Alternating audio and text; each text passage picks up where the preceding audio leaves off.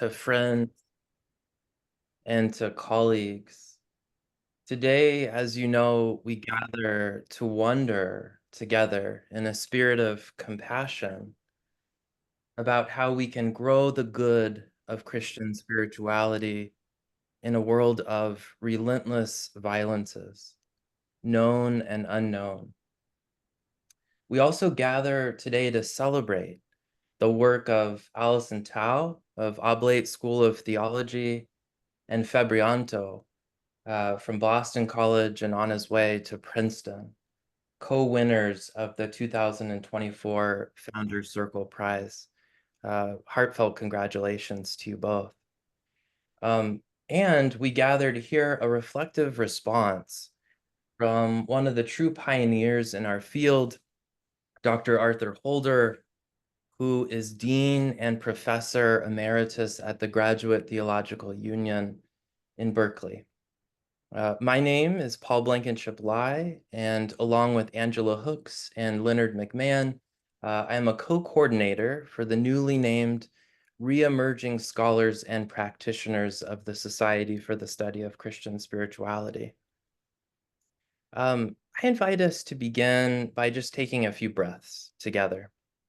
For just 30 seconds, excuse me, I invite you to just notice your breath. And perhaps, if you'd like, simply delight in the presence of others who are gathered here with us.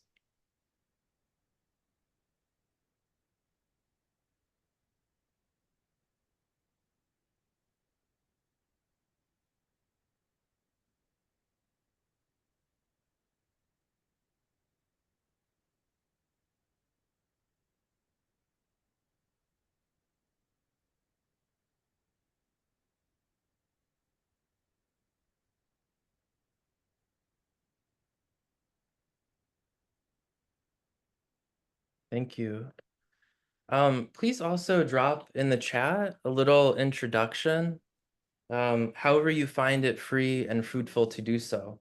Perhaps put your name, preferred pronouns, the place you're zooming in from, and perhaps if you come into our space today with a question about how we might together grow the good of Christian spirituality in a world of relentless violences, I invite you to put that question in the chat too, and to sort of gently hold it as we spend time together.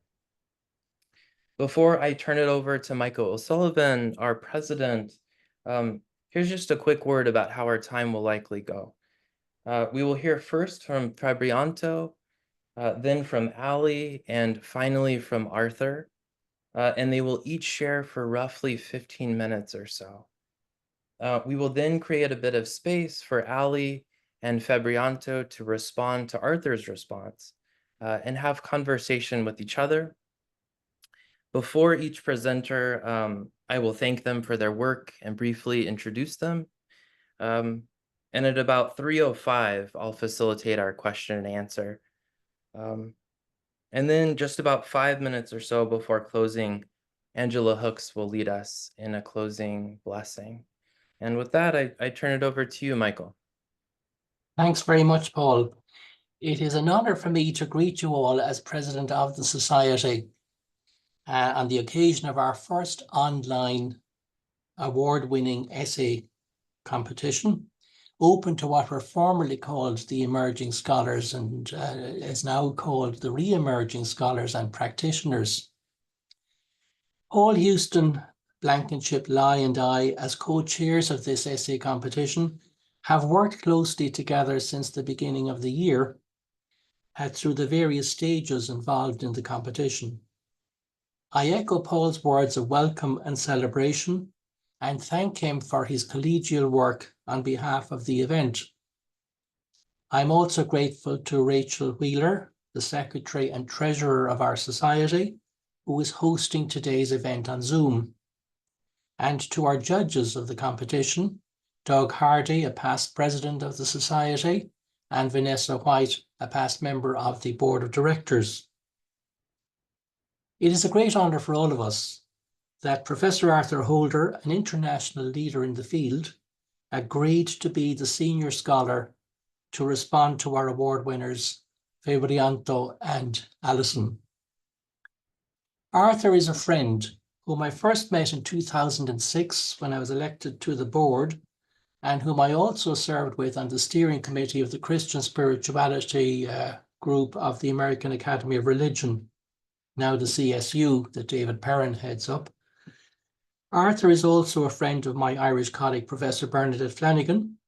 Bernadette and I invited Arthur to Ireland in 2013 to give a public lecture to a packed room of 300 people, and to give lectures to our MA students in applied spirituality, and a seminar to our PhD students in spirituality. I'm speaking to all of you from Ireland. You see all that green behind you there, behind me, I mean. And here is a photo of the three of us. Arthur, I don't know whether I ever sent you this photo, but can you see the photo, everyone? Oh, you can't. Oh, my goodness. Well, let me see if I can share it again. Do you see it? Yeah, great. Yeah. Anyways, you can see there, this photo is... You and Bernadette haven't changed a bit. Well, Arthur is still looking great as well. I'm afraid I have aged a bit. But anyway, thanks very much for that lovely comment. But here we are in 2013, 11 years ago, and still going strong, thankfully. Arthur was the president in 28, 29, and Bernadette in 2017, 2018. So it's a nice photo of the three of us together back in the day in Dublin that was taken just after the lecture Arthur gave at the time. I'll take that out now if I can stop sharing. Okay, so greetings, Arthur, from across the miles, and we look forward, Febrianto and Ali, to your presentations to us today.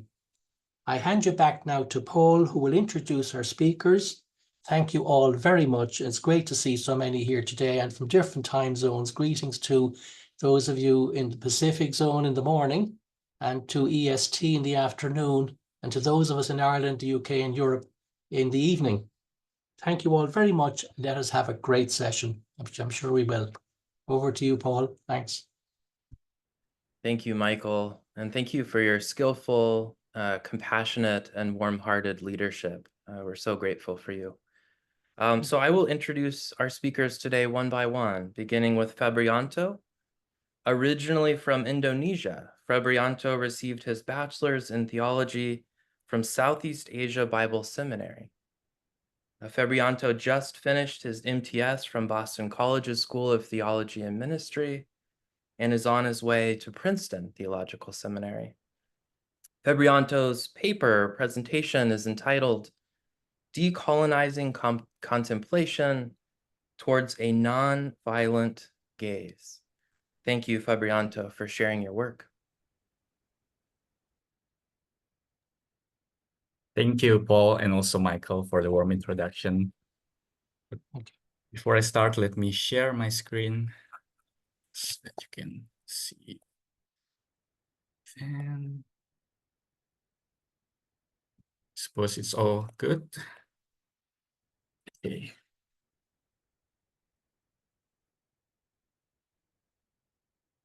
So as I was preparing for this presentation, I felt grateful that I am able to present this paper from my own social location in Indonesia before coming back to the US, where I first experienced how contemplative practices have nurtured both my spiritual life and my academic interests.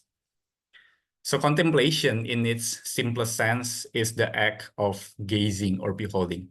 Since the growing interest in contemplation and mindfulness in the 20th century, the Christian tradition has also been proud of its life-giving potential, especially through the richness of contemplation as a process of gazing and searching God that involves both an active interiority and a passive receiving of God's grace. However, both the concept and practice of contemplation do not stand in a vacuum. As bell hooks reminds us, the act of gazing is so powerful that we have to constantly ask how we actually gaze in a world marked by relentless violence and suffering of the past and present. People like bell hooks and also Toni Morrison have also pointed out the power of the wide gaze that keeps lurking in the shadow of our society. This awareness at the same time calls for the Christian conscience on what to make of its contribution to the suffering and violence, especially in the context of colonialism. Given the haunting presence of injustice and oppression intertwined in the history of Christianity, should we gaze differently? In this paper, I aim to point towards some elements and trajectories of how can we understand Christian contemplation today in light of this colonial white gaze. I argue that decolonizing contemplation requires a shift towards a non-violent gaze, which includes looking at the wound of the self and the world as well as embracing the other. And so the structure of my essay is divided into three major parts. In the first part, I focus on delineating a brief history of the white colonial gaze with a focus on Frantz Fanon's analysis of the experience of the Black subject under the white gaze and his vision of new humanism. Then in the next section, briefly, I transition to how contemplation can still perpetuate the white gaze. And finally, by utilizing the colonial studies, I point to several elements and trajectories that constitute the non-violent gaze. And so contemplating from the center to the periphery, we have the colonial white gaze. In the 16th century, the European expansion was shaped through the development of cartography, in which Europe was placed at the center of the world, while the rest of the uncharted area was called the New World, waiting to be discovered and explored. As unknown territories began to be charted, the land, nature, and people had to be filtered through the European imagination. This European projection of the New World legitimizes the subjugation and colonization of the racialized others by reinforcing the logic of modernity that established the hierarchical order under the binary between Christians, non-Christians, white, non-white, soul, body, male, female, and so forth. As noted by George Yancey, the racialized others are reinvented through the self-reflection of the Europeans. The psychiatrist and a major thinker in post-colonial or decolonial studies, Frantz Fanon, in his book Black Skin, White Mask, delineates the psychological experience of Black people under the surveillance of white civilization, which he calls a zone of non-being. As a Black person from the French colony of Martinique, Fanon shares his own experience of the white gaze through a single utterance, look, a Negro. In this zone, the definition of whiteness and blackness are fixed because he said the whites objectively cut sections of my reality. As a result, the Black person is invisible as a human being, yet at the same time hypervisible as an object. Fanon exposes the lived experience of the colonized, in which violence is not only done physically, but also through institutionalized legacy to regulate and control the colonized under constant surveillance. In other places, he notes that even breathing is put under the gaze of the master. Fanon found himself wanting to be anonymous and unnoticed, but suddenly realized that, quote, the white man is all around me, end quote, and that the white gaze is the only valid point of view. Another layer of Fanon's reflection is how the gaze of others seeps into one's sense of self with violence to the point of no recovery. Fanon says that even when he tried to cast an objective gaze over himself, he was deafened by all the labels and stereotypes impinged upon him. Black people began to internalize that there is no meaning outside of the white gaze. The violence is so deep that the Black person wants to become white to escape the zone of non-being. There is but one destiny for the Black man, Fanon wrote, and it is white. In this context, the colonized experience an epistemic violence that leads to the colonized people to be alienated from themselves, incapacitating them from self-reflection and integration. Nevertheless, from the zone of non-being, Fanon envisions what he calls a new humanism as part of his anti-colonial project. It is, quote, a world order built on mutual recognition and love of humanity among former colonizer and the colonized. Fanon seeks to develop a notion of consciousness as an act of transcending that cultivates the human capacity for love and understanding. Both the colonizer and the colonized have to let go of the impulse to impose the false projection upon others and themselves. Only through this way that the colonized subject can break free from the colonial white gaze. For Fanon, new humanism aims not to put another culture as a binary to European culture, but to move beyond Eurocentric epistemology, to reclaim the historical identity of the past, and to open the community for constructive dialogue, to imagine new ways of thinking, living, and being in the world. And so as we think about contemplation and violence, have we ever also gazing under the white gaze? Fanon's new humanism calls for a new consciousness that ruptures the colonial white gaze and opens the possibility to move beyond the logic of colonial modernity. Joseph Drexel Dries interprets this possibility as the historical process of the circle process of both building and holding open the mystery of reality. While this process is a potential space for Christian spirituality, it is at the same time poses a serious question on the place of Christianity whose history is filled with domination and oppression. On the one hand, most of the contemplative Christian reflection in some ways reflected their patriarchal, endocentric worldview and in some ways perpetuated the colonial rhetoric. On the other hand, as pointed out by George Rieger, there are still spaces within the Christian reflections to find a theological surplus, that is the human experience and expression that cannot be co-opted by the empire. However, there are several tendencies of the white gaze that are still present in the conversation on Christian contemplation today. And the first is the light-dark binary in Christian aesthetics. While the Dionysian apophatic mysticism uses darkness to describe God, it still does not eliminate its negative association. Scholars like Andrew Prevost also problematize this light-dark aesthetics, asserting that a direct imposition of the divine darkness presents a danger, since it is often associated with purgative suffering and nothingness that leads to the negation of the self instead of affirmation of blackness. And the second is the concept of necessary or purgative suffering as an inseparable step in contemplation. The body is often seen as the lesser part of the human faculty that needs to be disciplined and suppressed to free the soul to achieve union with the divine. Grace Johnson points out that this framework has most impact on the woman's body that is always seen as the erotic or the sexualized others. And so the call to abandon the self sometimes ignores people whose self-image is already fractured and negated by the society.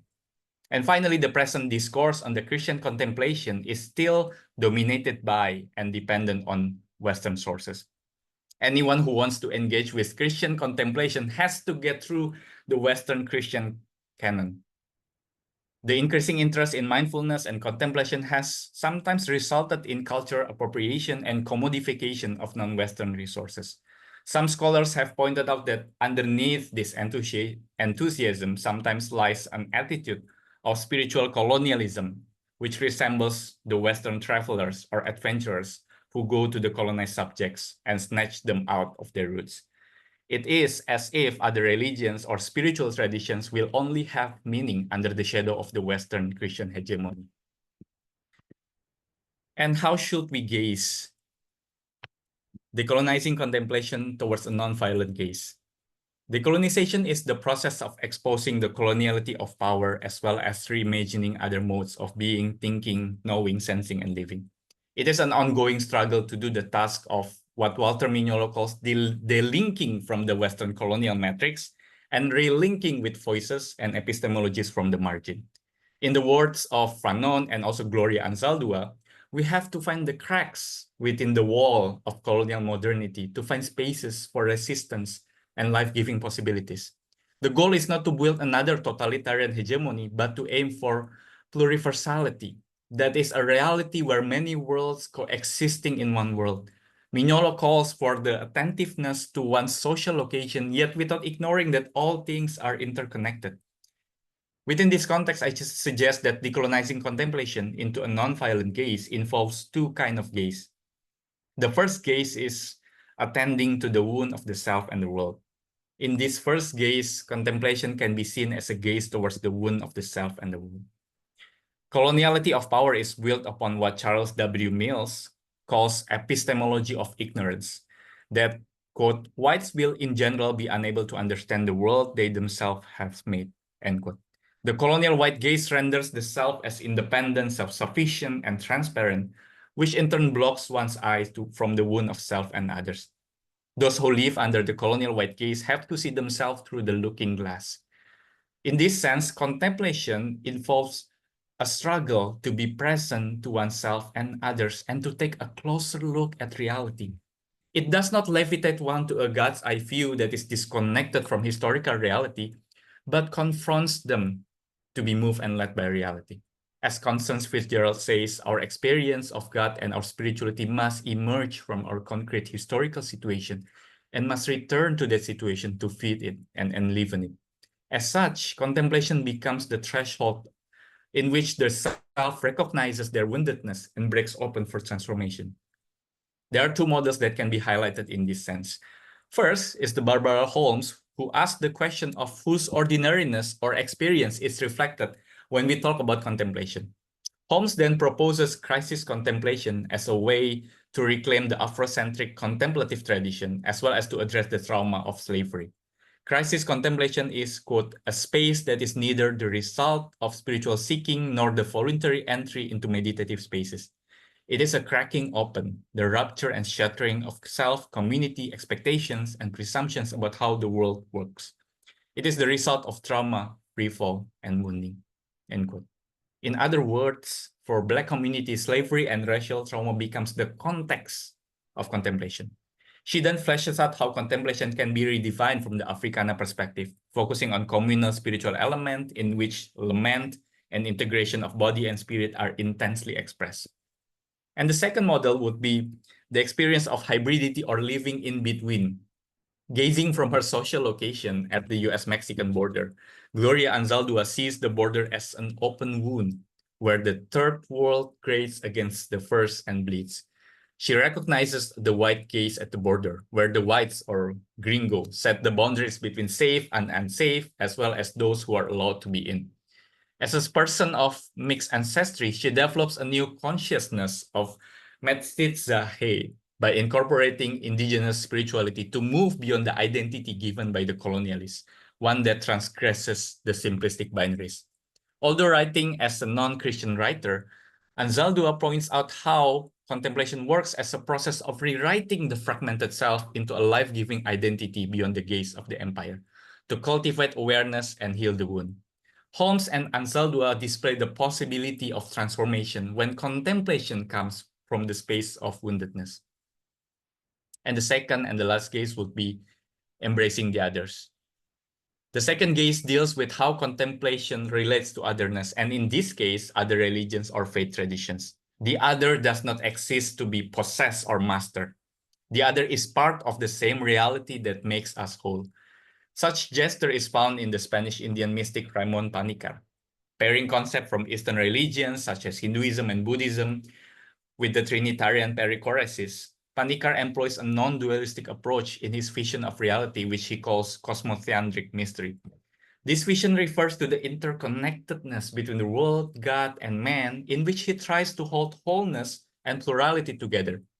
Panikkar offers a middle way between monism and dualism to attend to reality as a whole without reducing the others to the same. Thus, he challenges the hierarchical views of being and assent that are often present in the mystical experience. And inside his vision of reality are the ways in which he sees contemplation and actions as inseparable. He interprets contemplation as, quote, that human activity which transcends the mental and overcomes the praxis theoria split. So that contemplation is a movement both of things and of the spirit, a transformation of objects as well as subjects. Here, Panikkar tries to solve the problem of dualism that haunts the history of Christianity, in which contemplatio or theoria can still be separated from praxis or actio. In other words, there is no such thing as contemplation or gazing without participation in reality. Contemplation is an act of confronting reality as a whole. This is why for Panikkar, the path toward interreligious dialogue is intra-religious dialogue. That is an internal dialogue that helps us to discover the other in ourselves. It is, quote, an act that neither unifies nor stifles, but relink us in all directions, end quote. Contemplation is a dialogical act of participating in oneself, others, and the divine. And so this first and second gaze allows contemplation to emerge from various social locations and contexts, to cultivate an awareness in a world full of violence, and to hope for a transformation of a world to come. Thank you. Febrianto, thank you. That was brilliant. Before I introduce Allie, friends, I'd like to invite us to take 15 or so seconds to just be still, breathe, and savor the wisdom and the power in Febrianto's presentation.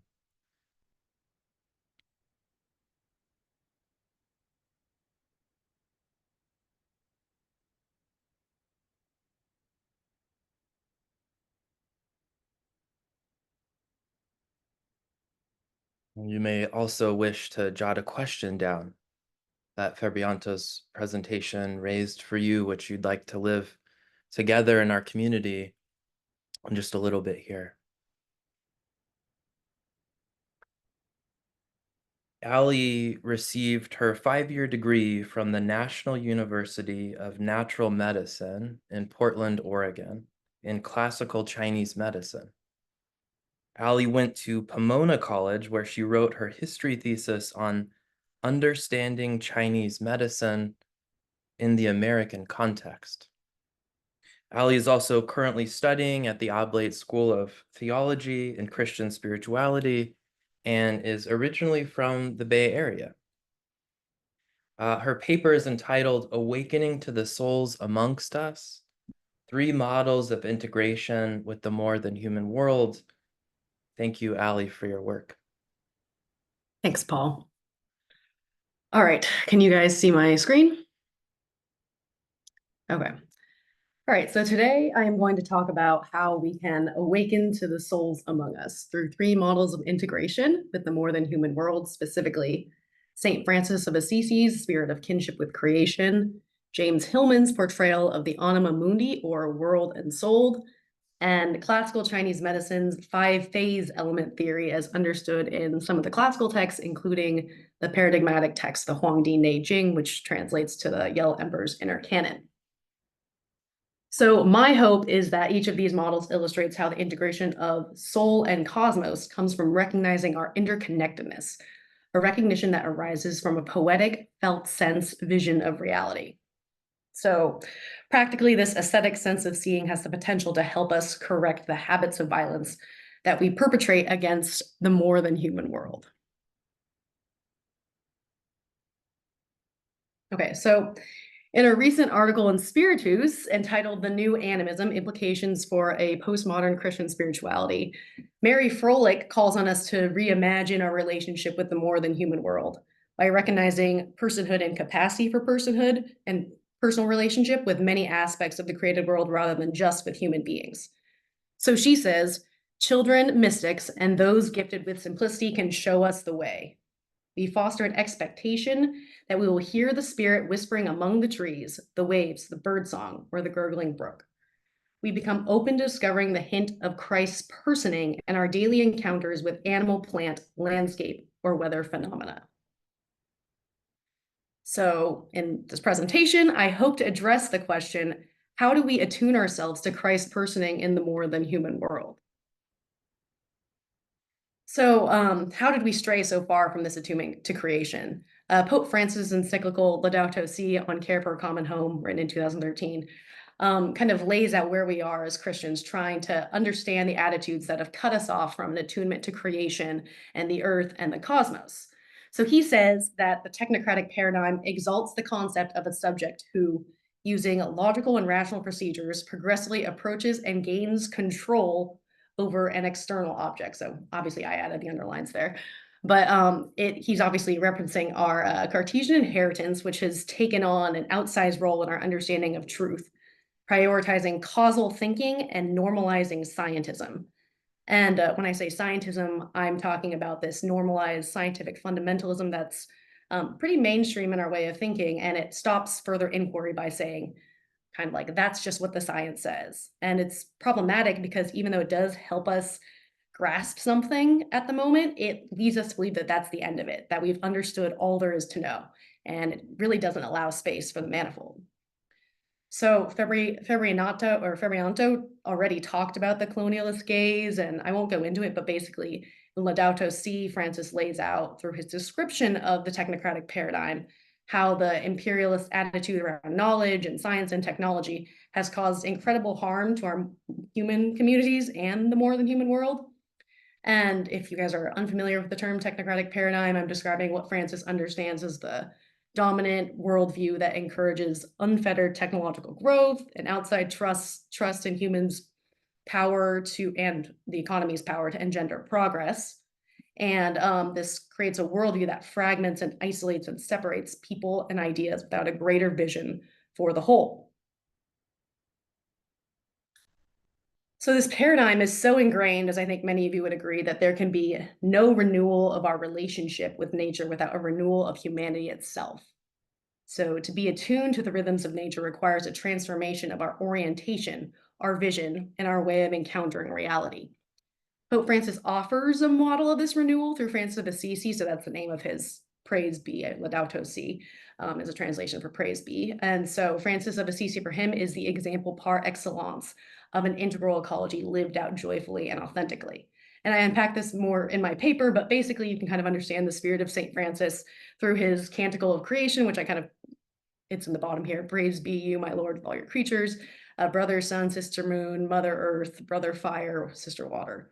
So this 12th century saint certainly saw the potential for Christ's personing, to quote Mary Froelich, in all of creation. So how do we embody St. Francis's spirit of kinship in the modern era? How do we relate to the world as he did? And so I'm going to delve deeper into these two models of integration with the more than human world to meet reality in the spirit and the vision of St. Francis of Assisi.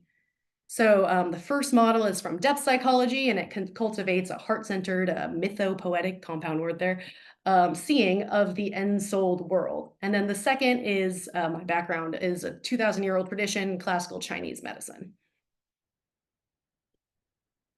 Okay, so in a lecture entitled Returning Soul to the World, James Hillman, an American depth psychologist, reintroduced the concept of anima mundi, or a world ensouled, to fellow psychologists in Florence. Hillman's talk was written to bring the idea of soul outside of the psychologist's consulting room and into the streets. So he interestingly, he mentored and analyzed David Abram, who is the guy that coined the term more than human world.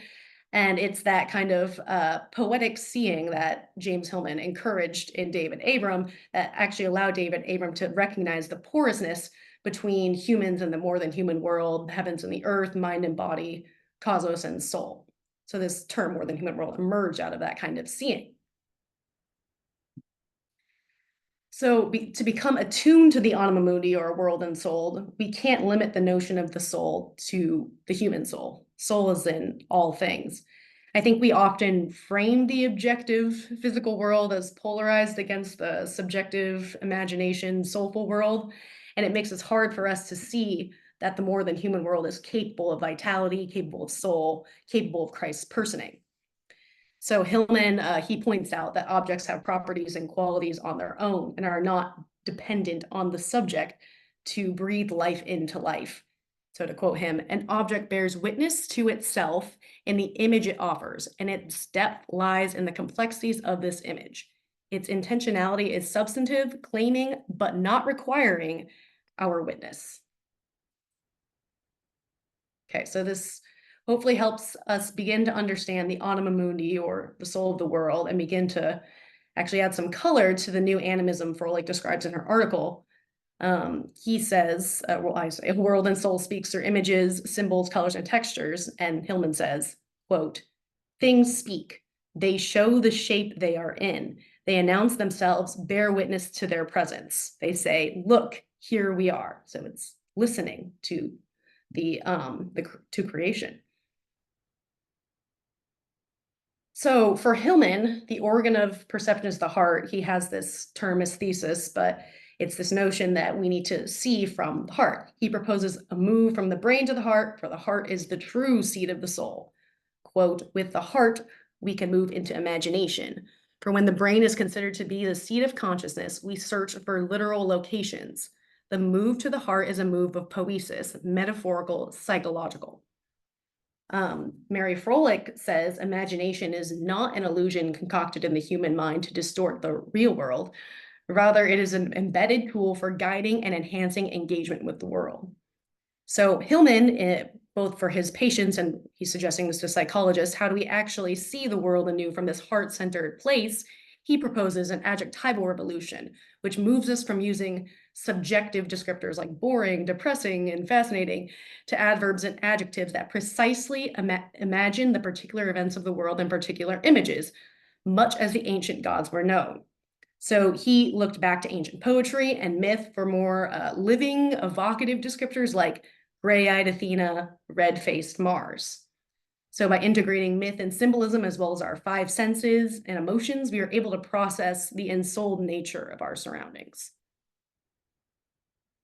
So with this, an attentiveness to the movements of the anima mundi helps us see how, quote, the soul of the thing corresponds or coalesces with ours. This is what David Abram was speaking to when he came up with the term, the more than human world. A heart-centered seeing attunes us to the sharedness of the patterns of the thing and ourselves. Recognition of this porousness shows that the healing of the self and the healing of the world are inseparable tasks. All right, so Hillman and Francis, Pope Francis that is, are participating in acts of recovery. So Francis, he's hearkening back to Franciscan spirituality and the saint, Saint Francis, and they're both emphasizing unity between humankind and creation. Hillman is drawing from the holistic vision of the cosmos based on the interpretations of Plato and the Renaissance philosopher priest Marsilio Ficino. So Chinese medicine, which is where I've had the most education, is something more of an unbroken line of continuity between macrocosm, microcosm, cosmos, and soul. It presupposes interconnectedness. So Hillman's heart-centered mythopoetic seeing is essential in Chinese medicine. You have to have that framework to be a good practitioner. Chinese medicine adds a precision to Hillman's charge to see from this heart-centered orientation. So the art and science of Chinese medicine is grounded in the understanding that the patterns of the cosmos and the earth are also reflected in the human being. And we are adamant about saying art and science. I mean, you can kind of think of a right brain and left brain a little bit there. But you can see from in this picture I have here, the Chinese medicine holomap, you have the yin-yang taiji at the center. And then if you expand one out, so everything originates from the Tao, but this map kind of shows the correspondences between the yin-yang, and then the 12 organ networks are one circle out. So you'll see like HT is heart, and then you'll see the waxing and waning of the moon, and the tidal hexagrams, and different constellations, and the different Chinese zodiac animals. And so all of these things kind of show the relationship, the poetic relationship within the body, within the heavens, and within the earth. All these kinds of things, if you have a poetic sense of what those things represent, then you have a better understanding of what's happening in the body. So allopathic Western biomedicine or malified TCM, neither of these actually call for kind of a symbolic sense of seeing, a symbol science. Chinese medicine, classical Chinese medicine requires this symbolic seeing, this mythopoetic seeing to properly understand and situate physiological pathology. So by reflecting on the gestures of nature, we gain a deeper understanding of the processes that occur within the body. All right, so let's examine some of these energetic gestures through 5-phase element theory, or Wu Sheng.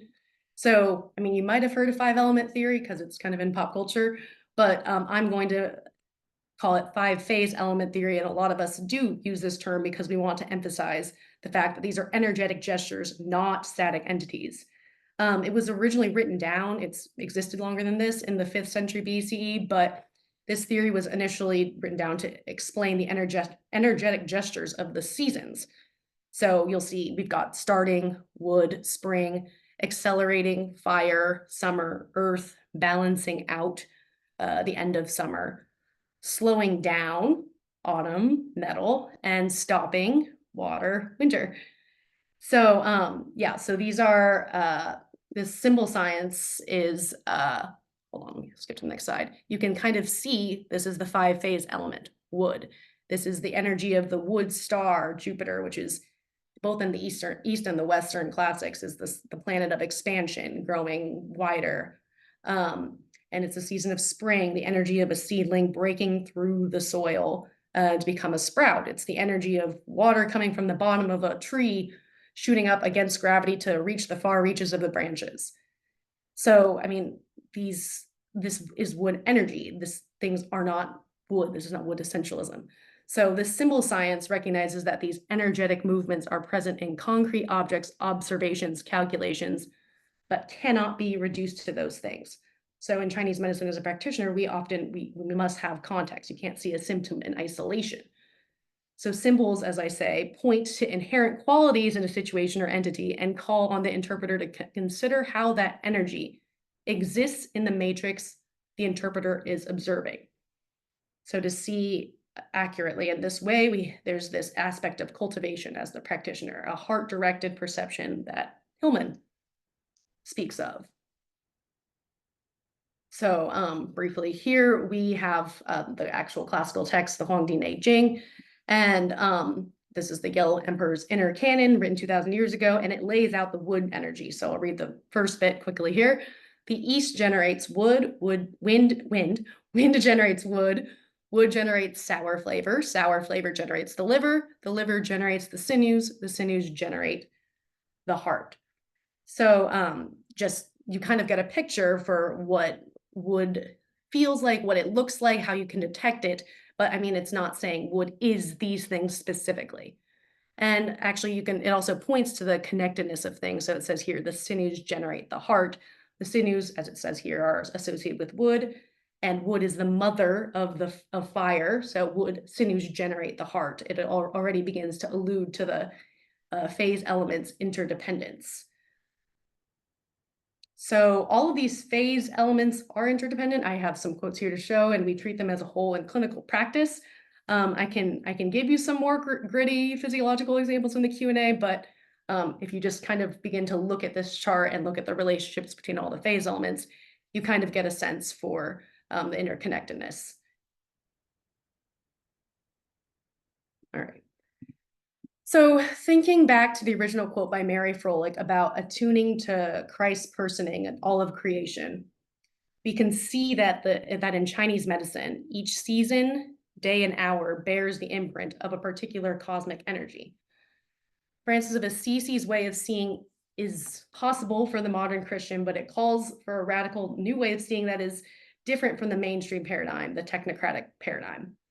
So to sincerely attune ourselves to the interconnectedness of all things, we should seek to uncover the soul in all things, to give ourselves over to the aesthetic associations that bubble up when we contemplate from a heart-centered place any given object.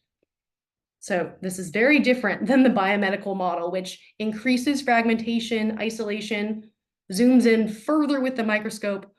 Rather, the anima mundi in Chinese medicine connect us to the greater whole. Chinese medicine gives us the structure to this heart-centered orientation. Metal is white, is weeping, is autumn, is gold-colored leaves falling from the trees and covering the mountainside. It's the lung, its dryness, and on the association stretch. Each item can likewise be spun out in a deeper encounter that transcends the subjectivism that Hillman so vigorously opposes. So it's through these models that we can sincerely move into the real and attune ourselves to the neglected reality of what is happening, what is. So with this, our souls and the souls of the world are brought to life in the same breath. The fundamental question for Christians is whether we have the hearts to receive and the eyes to see the depth and the interrelatedness of the world around us. Thank you.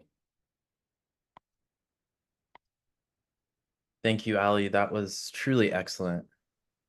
I invite us again to take 15 seconds or so to just savor the power and the wisdom in Ali's work.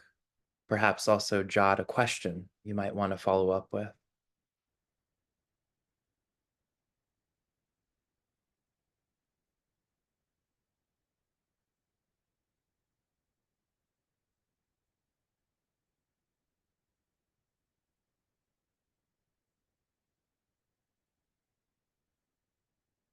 Dr. Arthur Holder is Dean and Professor Emeritus at the Graduate Theological Union in Berkeley, where he also received the Excellence in Teaching Award in 2019.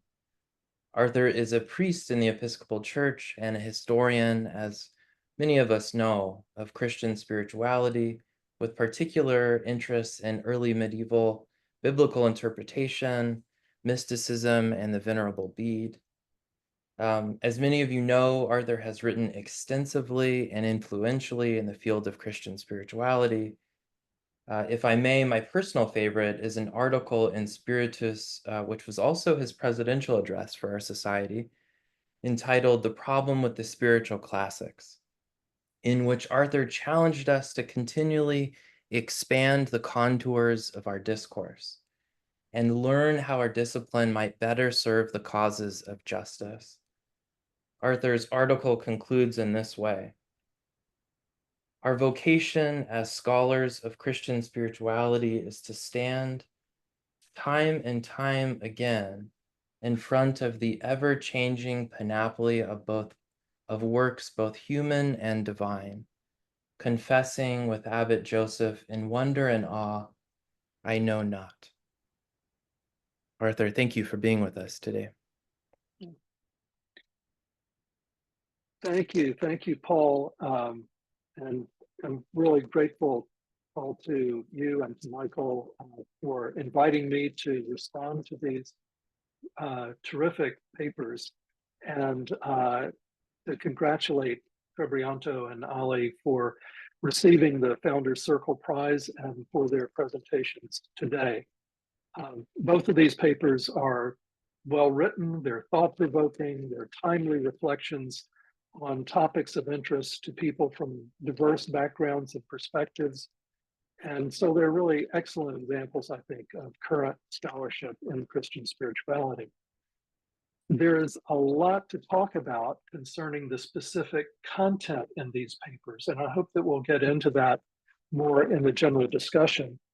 But I want to focus my remarks on some methodological issues that seem to me indicative of current trends in scholarship in our field. Now, I know that just two papers represent a very small sample from which to draw any meaningful conclusions, but I want to highlight what I see as some commonalities between them, and then consider how we might situate Ali and Febrianto's research in relation to some of the foundational work on method from the early days of the society. In other words, I want to bring these examples of current scholarship into conversation with the vision of our founders, which seems appropriate to do for a Founders Circle Prize event. So first, some commonalities that I see between these two papers. Both Febrianto and Ali say that they want to correct our distorted vision of reality. Not just what we see, but how we see. In the written version of their papers, both of them begin with an expanded and reorienting definition of a familiar term from Christian tradition, contemplation for Febrianto and Catholicity for Ali. She switched out Mary Froelich in the presentation here, and I think it actually works better. But in the written version that I had, she draws on Ilia Delio and an understanding of Catholicity that includes, and she says, sun, moon, stars, Kepler, Saturn, maple trees, muddy rivers, amoeba, bacteria, and all the peoples of the earth. And so that's kind of the vision of Catholicity that she started with. Both of them also framed their projects as critiques of Western imperialist, subjectivist, instrumentalist views that have led to destructive actions with dire consequences. And both of them draw on a mixture of Christian and non-Christian sources without, it seems to me, privileging the one over the other, and without offering any apology or justification for citing these non-Christian sources, not just as dialogue partners, but I think as authorities. And then in their constructive proposals, both Ali and Febrianto aim for wholeness, non-binary knowing, and a universality that still maintains a healthy respect for diversity and difference. For both of them, the primary focus is on concrete forms of embodied life in this world, the social world for Febrianto and the ecological expanse of the more than human world for Ali, rather than the interior realm of an individual spiritual experience. And finally, both of these papers convey a sense of urgency and immediacy. These are not armchair reflections, but implicit and in some cases explicit calls for action. I suspect that these authors would agree with Karl Marx's famous dictum, the one inscribed on his tombstone, where he said, "The philosophers have only interpreted the world in various ways. The point, however, is to change it. The point, however, is to change the world." We might say to go beyond hermeneutics or interpretation to action. And here's where I want to recall some of the methodological discussions from the first decade of the Society for the Study of Christian Spirituality in the 1990s. As a representative text from that period, we might consider an article by Sandra Schneiders that first appeared in the Christian Spirituality Bulletin, the predecessor to Spiritus, in 1994. So that's exactly 30 years ago. And it was reprinted in the Minding the Spirit volume in 2005. The title of the piece that I imagine a lot of you are familiar with was A Hermeneutical Approach to the Study of Spirituality. Hermeneutical referring to a scholarly perspective that Sandra referred to in other essays, both before and after that one, as the anthropological approach.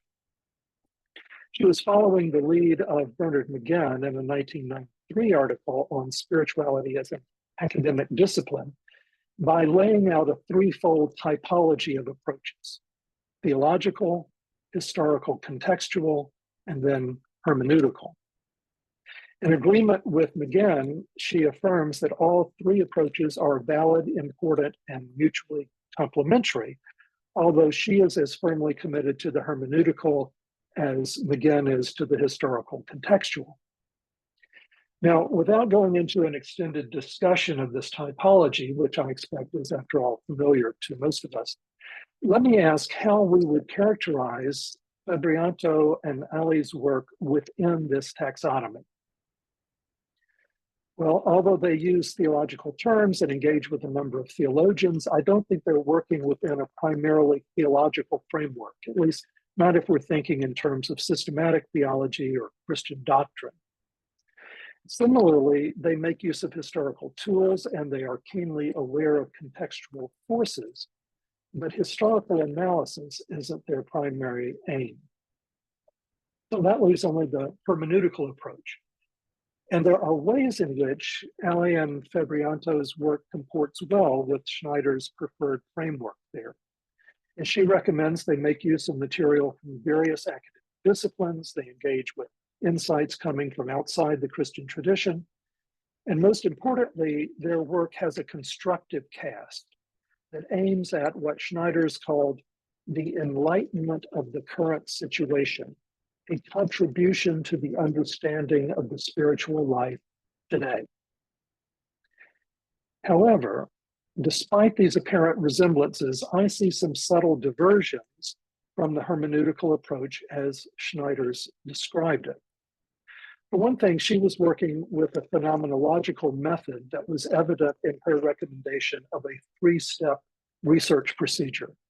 First, thick description of the phenomenon at hand, then critical analysis, and finally constructive interpretation, leading to appropriation, which in the 1990s was a good word, meaning to take something and make it your own, and personal transformation.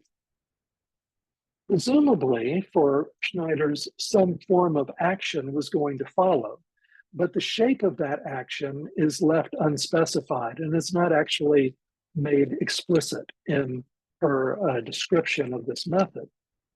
The example she gives is the conversion experience of Teresa of Avila. And as she describes it, the research project seems to arise out of intellectual curiosity and an appreciation for Teresa's influence on the development of the Christian tradition.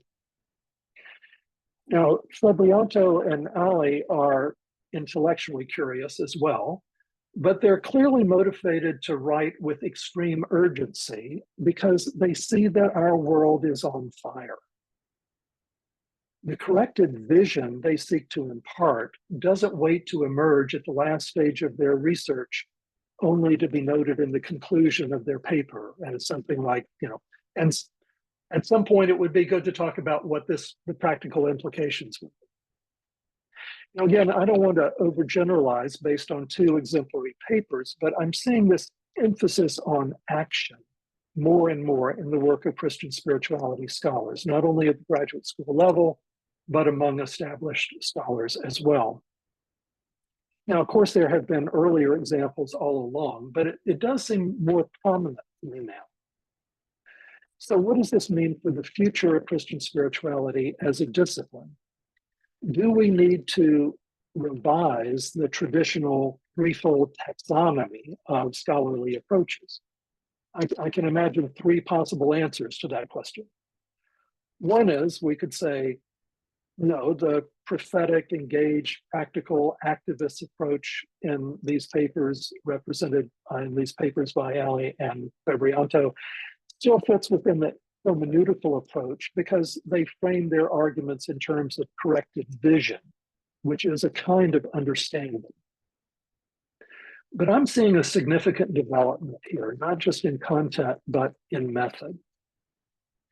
Second, we might say that work of this sort has really moved past the boundaries of spirituality studies into the realm of ethics, since the questions addressed here are less about spiritual experience or practice and more about moral behavior and action.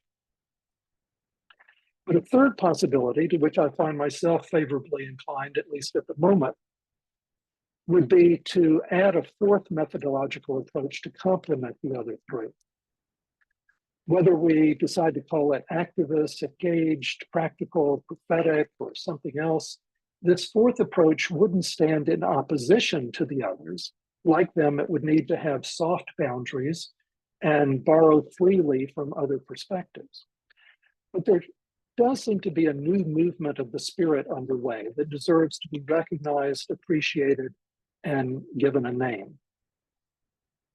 While I feel sure there's much to be gained by this shift, my hunch is that there may also be some things potentially to be lost. And maybe we can talk about that in the discussion later. For now, I want to offer some specific questions for Febrianto and Ali. If you find them interesting, we can talk about them, and if not, we can talk about something else, because your excellent papers open up many different paths for fruitful exploration. First is a question I would address to both of you. I've already mentioned it. I was struck that both of you draw on non-Christian sources that you seem to cite not just as dialogue partners or for the purpose of borrowing a theory, but as authorities in their own right. I think there have been these kind of a conventional way of bringing in non-Christian sources is either comparatively to say, we can put these in relation to each other, or as a kind of, as a part of that hermeneutical reflection and a kind of crossing over and coming back. We go over to the non-Christian world to visit, and then we come back home and talk about our own stuff. But it seemed to me that you were using these, as I said, not only for that purpose, but as authorities. And so I would ask, from the standpoint of Christian spirituality, how do you understand these sources as authoritative? And then a specific question for each of you. Ali, this really has to do with your written version of your paper, that question of Catholicity, that you didn't mention in this, but I summarized it a bit. Your focus is on our relationship with a more than human world, but I wonder if you have any thoughts about the implications of what you were saying for Catholicity in the traditional ecclesial sense of defining the boundaries of the church and maintaining unity in doctrine. What does this say to kind of old school Catholicity, if anything? And then Febrianto, for you, kind of borrowing from Allie's presentation, what implications might a decolonial approach to contemplation have for our relationships with the more than human world, if that makes sense? So again, thank you all so much for the opportunity to participate in this discussion. I really look forward to hearing more from Allie and Febrianto, not only in the next hour, or half hour, but for many years to come. Again, thank you very much.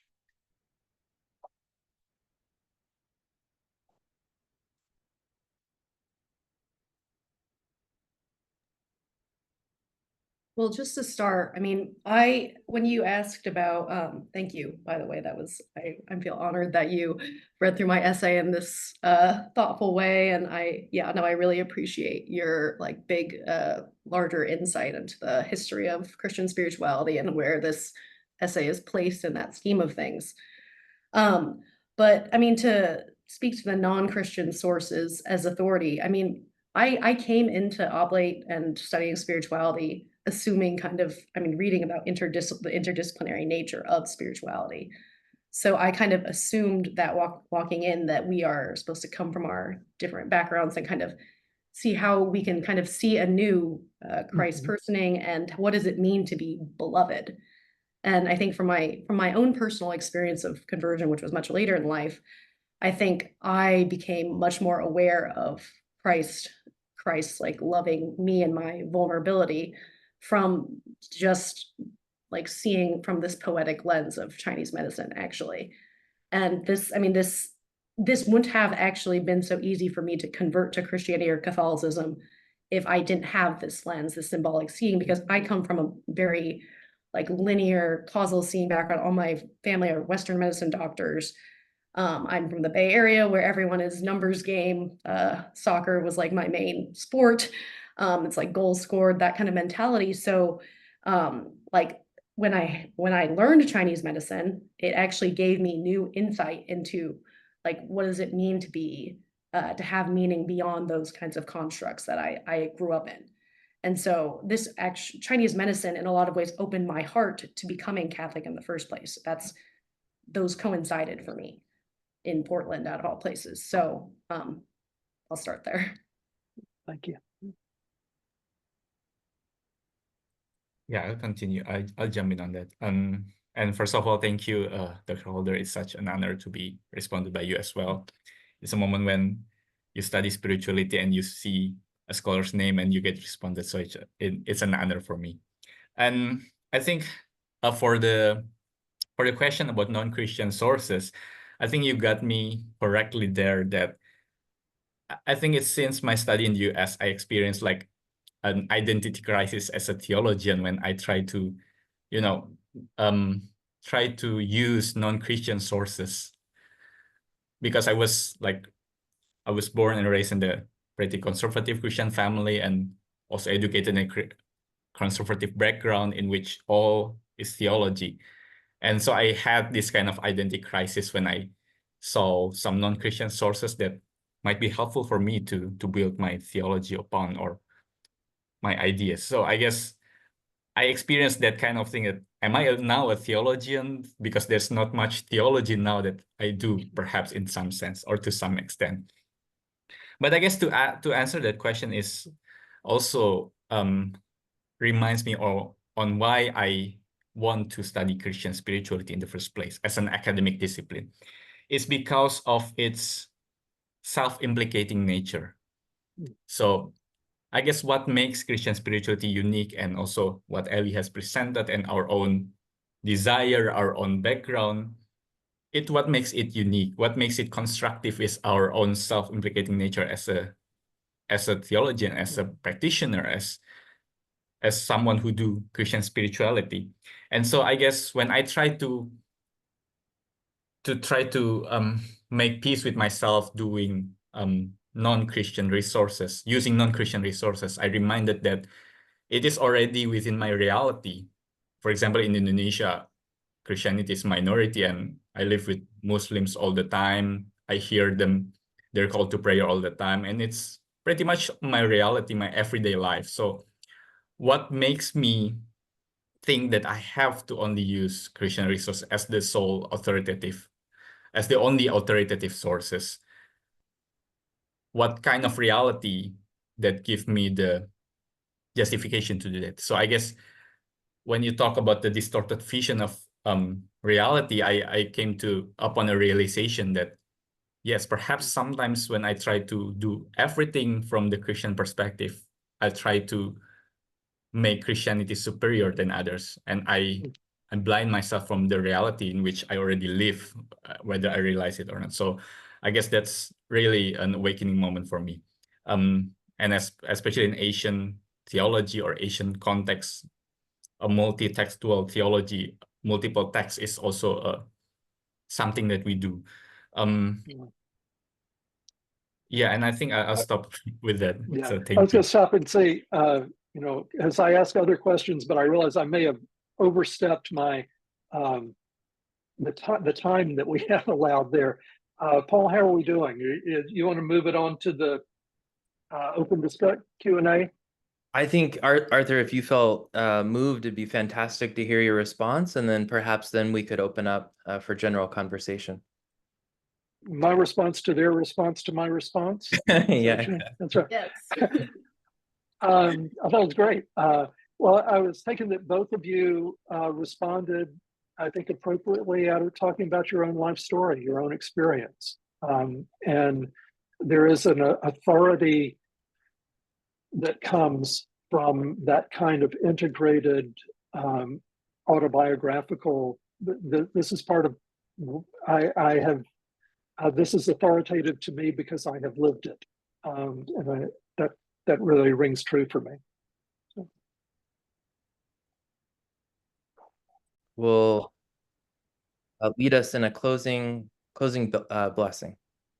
Yes, thank you, Paul. I am here in your presence. Thank you, Ali, Febrianto, and Arthur, and all those who have attended this event. We appreciate you being here. They usually say we need a blessing after. So I bring to you a blessing from Jan Richardson's Circle of Grace called A Blessing for After. Here am I, the servant of the Lord. Let it be with me according to your word. Luke 1:38. This blessing is for the moment after clarity has come, after inspiration, after you have agreed to what seems impossible. This blessing is what follows after illumination departs and you realize there is no map for the path you have chosen, no one to serve as guide, nothing to do, but gather up your gumption and set out. This blessing will go with you. It carries no answers, no charts, no plans. It carries no source of light within itself, but in its pocket is tucked a mirror that from time to time it will hold up to you to remind you of the radiance that came when you gave your awful and wondrous yes. Amen. Amen. Thank you, Angela.